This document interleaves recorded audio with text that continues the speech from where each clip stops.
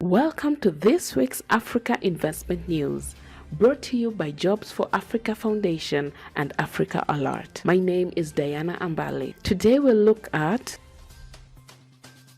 Ghana and Ivory Coast boycotted key cocoa and chocolate summit in Brussels.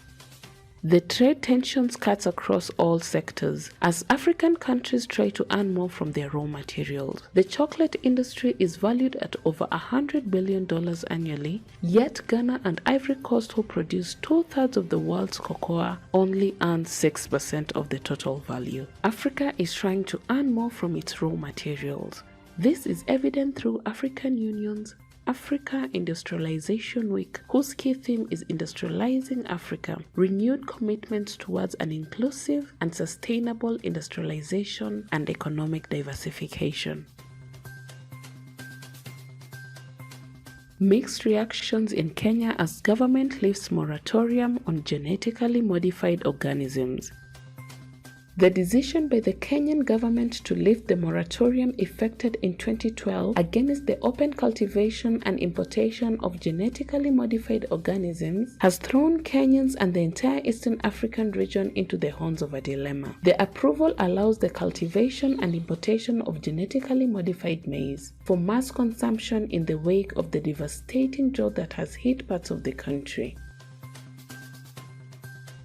MPs challenge Minister over food aid in Zimbabwe. Members of Parliament are gravely concerned about food insecurity among households across Zimbabwe, amid reports some were already facing acute hunger.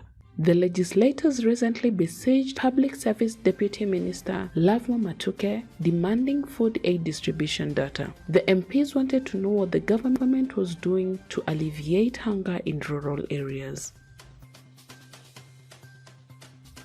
45 million hectares of Namibia agricultural land infested with encroached bush.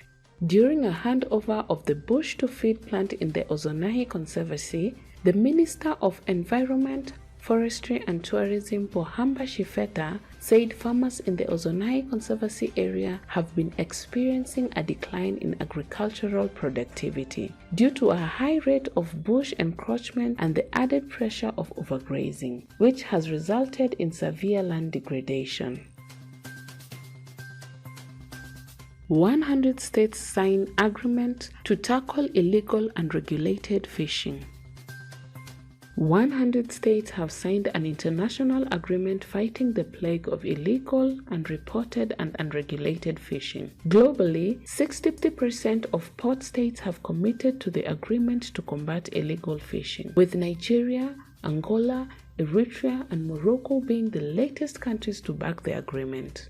That's it for today. To receive more of our weekly investment news, subscribe to our YouTube channel and click the notification bell. Thank you for choosing Africa Invest. See you next week.